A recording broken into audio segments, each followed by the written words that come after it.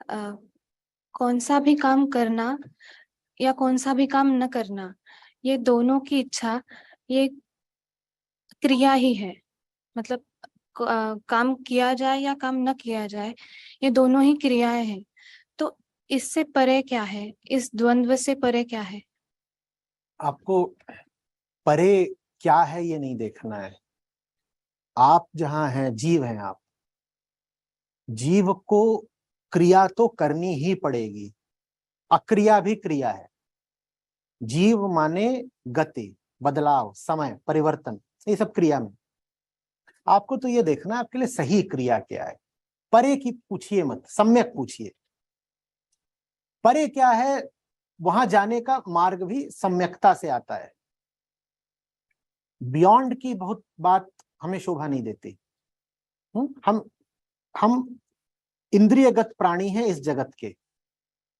हम प्रकृति में अवस्थित हैं। आप अभी यहाँ बैठी हुई हैं, आप एक जीव हैं, आप एक महिला हैं, ठीक है ना। तो आप आत्मा नहीं है, आप निर्गुण नहीं है। परे तो निर्गुण आत्मा होती है, अगोचर। आप तो गोचर हैं। तो आपको ये देखना है कि दिन प्रतिदिन के जो निर्णय होते हैं, विचार है, भावनाएं हैं, ये है वो है, उनमें ज्यादा से ज्यादा चेतना रहे, होश रहे, धार्मिकता रहे। कुछ भी बस अनायास ना हो जाए। अनायास का क्या मतलब होता है? आप कर रहे हैं पर आप जानते नहीं कि आप कर रहे हैं। मैं आ रहा था, यहाँ एक पोस्टर लगा हुआ है। क्या लिखा हुआ है उस पर? इसी बातचीत से संबंधित एक लगा हुआ है, बाहर एक खंबे पे चिपका रखा था। अभी सुबह सुबह देखा है मैंने। हाँ, बेहोशी के ऊपर। हाँ बोलिए।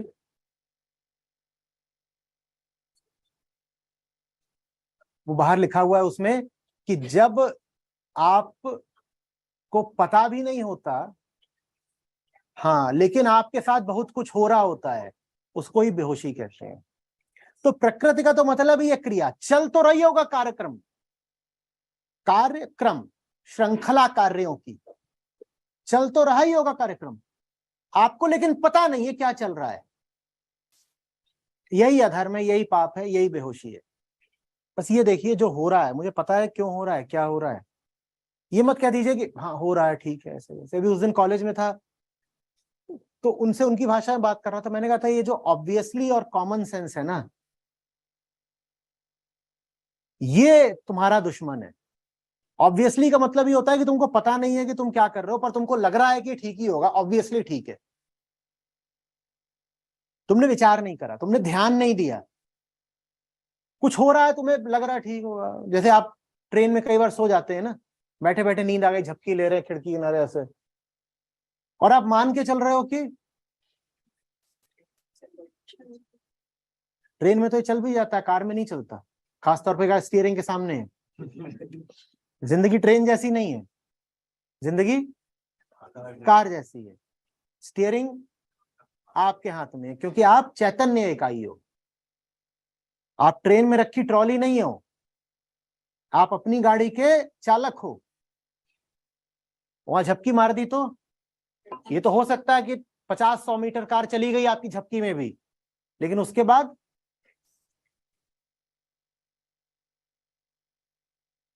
समझ में आ रही बात? तो क्रिया तो होगी ही होगी, कार तो चलेगी चलेगी। सवाल बस ये है कि आपको झपकी तो नहीं आ रखी, कार तो चलेगी, नहीं रोक सकते। जीवात्मा के लिए तो कार तभी रुकती है जब मौत आ जाती है। जब तक सांस चल रही है तब तक कार चल रही है। जितना होश रख सको उतना अच्छा। और जरूरी नहीं है कि प्राण घातक उसमें दुर्घटना ही, हादसा ही हो। गड्ढों में गिर रही है, ये कोई अच्छी बात है? टूट फूट ही हो गई आखिरी, वो कोई जरूरी नहीं है। जाके कहीं बम्पर मार दिया है, जो कि रोज कर रहे हो, रगड़ खा रहे हो, किसी को मार भी नहीं रहे, तो भी जो गाड़ी 20 की माइलेज दे सकती थी वो 5 की दे रही है। ऐसे हमारी जिंदगी चलती है।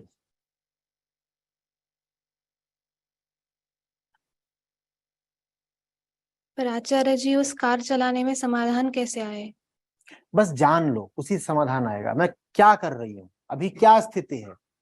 अनिवार्य कुछ भी नहीं होता, अनिवार्यता से बचिएगा, ये बुरा तर्क होता है। अभी मैं जहां भी खड़ी हूं, मेरे सामने चुनाव की मुक्ति, चुनाव का विकल्प, अधिकार है, ये अपने आप को 100 बार समझाओ।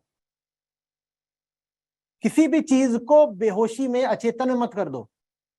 मैं बहुत अजीब बात बोलूंगा, सुनने में कहें कैसी सी बात है, मैं अभी यहां से चला जाऊंगा, आपके लिए जरूरी नहीं आप इस कुर्सी से उठ जाओ। वो काम भी होश में करो, पहले पूछो अपने आप से, मैं क्या बैठी रह सकती हूँ? हाँ, मेरे पास विकल्प है, मैं अभी बैठी रह सकती हूँ। फिर कहिए कि क्या बैठे रहने से लाभ? अच्छा नहीं है, ठीक है, तो मैं जा रही हूं। मजबूरी में नहीं गई, होश में गई। समझे बात को? मैं ये नहीं कह रहा बैठी रह जाना, मैं कह रहा हूं होश में जाना। हम कैसे जाते हैं कि ये तो चलन है ना, वक्ता चलेगा, श्रोता भी जाएंगे, चलन के चलते नहीं जाना है। और होश के चलते जो भी कुछ भी होता है वो पूर्व निर्धारित नहीं होता। ऐसा हो सकता है कभी किसी दिन किसी जगह कि आप कहें कि आज मुझे नहीं जाना, लेकिन वो घटना नहीं घट पाएगी अगर आप चुनाव का इस्तेमाल नहीं कर रहे हो। रास्ते तयशुदा नहीं होने चाहिए। हर मोड़ पर अपने आप से पूछना होता है, मुड़ना जरूरी है क्या? कुछ भी पहले से बंधा नहीं हुआ है, एब्सोल्यूट फ्रीडम, ये है अध्यात्म। इतनी फ्रीडम कि पागल हो जाओ, संभाले ना संभले, ये है अध्यात्म। कुछ नहीं बंधा हुआ है।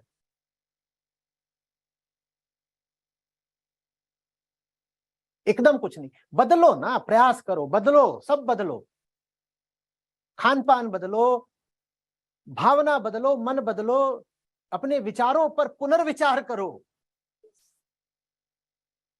अपनी धारणाओं को परखो। ये जैसे आप कपड़े पहनते हो, पूछो अपने आप से हम कुछ और क्यों नहीं पहन सकते। ये जैसे बाल रखते हो, पूछो अपने आप से। मैं कह रहा हूं जीवन में एक आध दो बार गंजे होकर के देखो, बाल क्या फिर आ जाएंगे। भले ही 99% पता है कि परिणाम क्या आएगा, प्रयोग फिर भी करके देख लो।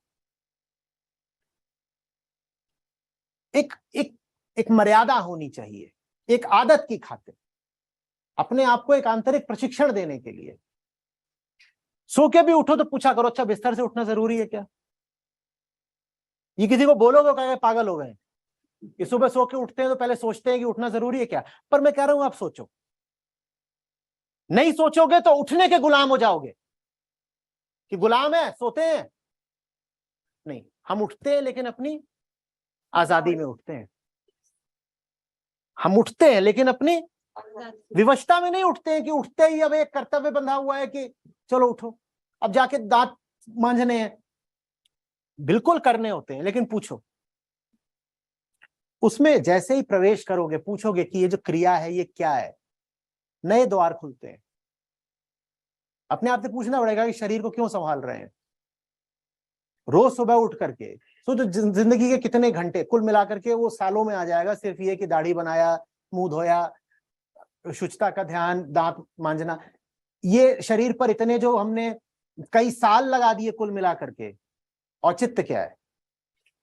जैसे ये प्रश्न पूछोगे ना, भीतर एकदम खट से कुंडी खुलती है। फिर समझ में आता है कि गाड़ी है जो ये इतनी मेंटेनेंस ले रही है, कहीं पहुंचानी भी तो होगी ना। यही करना है बस कि रोज दाढ़ी बना रहे हैं, गाड़ी साफ, कार शैम्पू, कहीं पहुंचानी भी है ना। तो ये छोटी छोटी बातें कि ब्रश कर रहे हैं आईने के सामने खड़े होके, उस समय मन में ये चलता रहे, इन दांतों को मांजे जा रहे हैं, इनका एक ही काम है कि ये खिलाते रहते हैं, एक दिन अभी गिर जाएंगे कुछ दिनों में, मैंने किया क्या? ये अच्छा प्रश्न है। तो जैसे आपने बोला कि श्रृंखला लगी ही रहती है, एक के बाद एक काम आता ही रहता है, तो जब काम को देखा जाए तो ऐसे लगता है कि इसका अंजाम जो होगा वो कुछ बहुत कुछ दे के नहीं जाएगा, निरर्थक सा ही लगता है। कौन सा भी काम हो, और काम माने हर कार्य, व्यक्ति क्या संबंध। तो हर काम का अगर विश्लेषण किया जाए तो उसका अंजाम बहुत कुछ देके नहीं जाता, शांति या समाधान ऐसा कुछ बहुत मिल नहीं जाता। तो क्या इस निरर्थकता को जानना ही सत्य है? नहीं, उससे क्या होता है, क्या इसी को सत्य कहते हैं, ये सब मत पूछिए, आप बस जानते चलिए। मैं कोई भी उत्तर दे दूंगा ना, आप उस उत्तर का कुछ बना देंगी, उस उत्तर का भोग हो जाएगा। जानते रहना पर्याप्त है। उस जानते रहने का नाम क्या है, उससे क्या मिलेगा, क्या वही सत्य है कि कोई भी जवाब दूंगा ना तो उससे आगे के तर्क बढ़ेंगे, वो लाभप्रद नहीं होता। आप बस होश में रहिए, जानते रहिए, अच्छा अभी है अभी है। उससे बहुत ताकत मिलती है। ताकत के बस साथ बस ये है कि जब ताकत आती है ना तो उसका प्रयोग भी हो जाता है, उससे हम डरते हैं,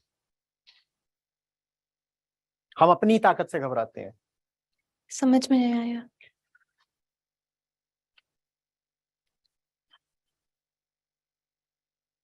मेरे 4 दोस्त हैं, सब लफंडर, वो सब छठी में फेल हो रहे हैं।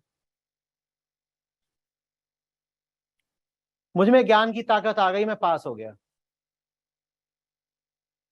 मैं घबराऊंगा, बहुत घबराऊंगा। बताओ क्यों? वो जो 4 दोस्त है ना, वही मैं हूं, वो मेरी दुनिया है, वो मेरा सब कुछ है। ताकत आते ही मेरा जो कुछ है सब छूट जाएगा। मैं 7वीं में पहुंच गया, इसलिए घबराते हैं। समझ में आ रही बात? आप जैसे ही बेहतर होते हो, आपके सारे कपड़े आपको छोटे होने लग जाते हैं, आपके चश्मे उतर जाते हैं, आपके गहने व्यर्थ हो जाते हैं। समझ में आ रही है बात? आप ऐसे हो गए, और पहले रहते थे चूहे के बिल में, अब समाओगे कैसे उसमें? तो इसलिए आदमी अपनी ताकत से डरता है। पहले ये थे, ताकत आ गई, अब पुरानी टी शर्ट लेके आए, वो पूरी की पूरी भी एक बाजू में नहीं आ रही। जितनी पहले कमर थी उतनी अब बाइसेप हो गई है। घबराओगे तो है ही ना कि ये क्या हो गया।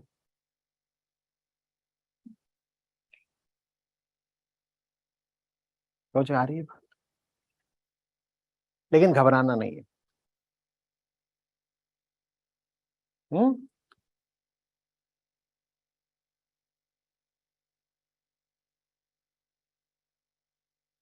कमजोरी से डरना है, ताकत से नहीं। कुरूपता से डरना है, सौंदर्य से नहीं। ये सुनने में बात विचित्र लगेगी, कहेंगे सौंदर्य से कौन डरता है? हम सौंदर्य से ही तो डरते हैं, कुरूपता से तो हमारा काम चलता रहता है। हम बलहीनता के साथ समायोजित हो चुके हैं। हाँ, बलशाली होने से हम बहुत घबराते हैं।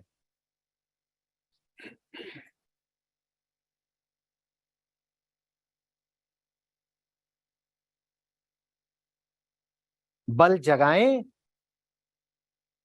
और बल को सक्रिय भी होने दें। ठीक है, मत डरिए।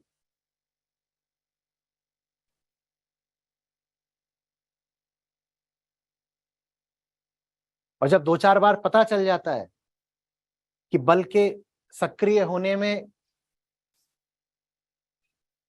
आता है, आनंद आता है, तो फिर आदमी रस का और ग्राहक हो जाता है। शुरू में लेकिन अड़चन थोड़ी आती है। जैसे कोई कभी चला ना हो, उसके पांव में कुछ बीमारी हो गई थी, अब उपचार दे दे के वो बीमारी ठीक भी कर दिया आपने, लेकिन उसको आदत लग गई है बिस्तर की और व्हीलचेयर की, और चिकित्सक कह रहा है कि नहीं, अब पांव की बीमारी जा चुकी है।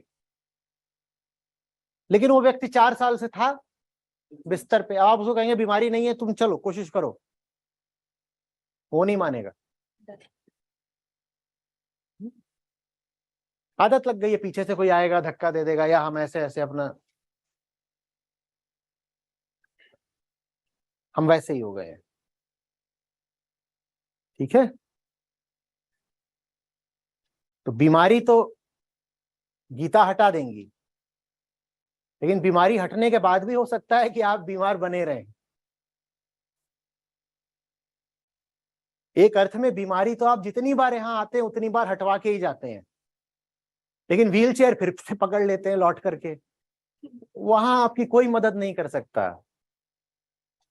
वहां तो बस दौड़ पड़ने से थोड़ा प्रेम चाहिए, आखिरी चीज आशिकी पे आ जाती है, प्रेम है कि नहीं है। चिकित्सक यही तो कर देगा कि टांगे ठीक कर दी, जो बीमारी थी हटा दी, पर आप चलोगे या नहीं चलोगे वो जबरदस्ती थोड़ी कर सकता है आपके साथ। और आप न चलो टांगे ठीक होने पर भी, तो टांगे और सूख जाएंगी।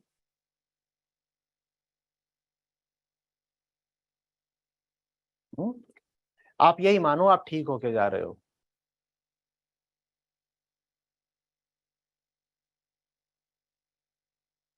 हल्के फुल्के थोड़े ही हैं कृष्ण, वो ठीक करके ही भेजते हैं। अब व्हीलचेयर मत पकड़ लीजिएगा फिर से, आप वही नहीं हो ना। गीता के बाद आप पहले वाले तो नहीं रह सकते। दोबारा पुरानी वही व्हीलचेयर पकड़ने का क्या मतलब? थोड़ा टांगों में जान भरिए, थोड़ा जमीन पे पटकिए, आवाज हो, अच्छा लगता है। धरती थोड़ी कांपे, इतनी जोर से मारिए।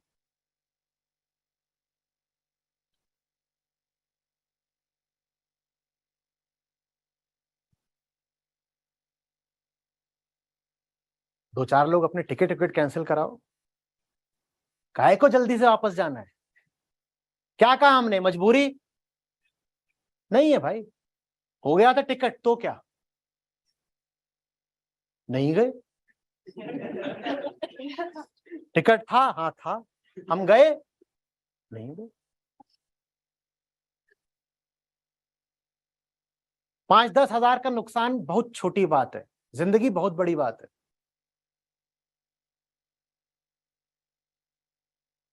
कोई ये थोड़ी है कि अब शास्त्रों में बात लिख दी गई है कि पुत्री यदि टिकट हो गया है तो तुम जाओगी। अरे हो गया था टिकट, हम नहीं गए।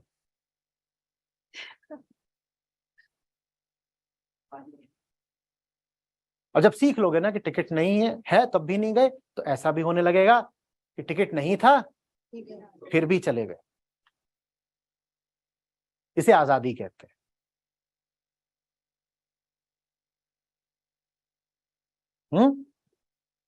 नमस्ते आचार्य जी। जी।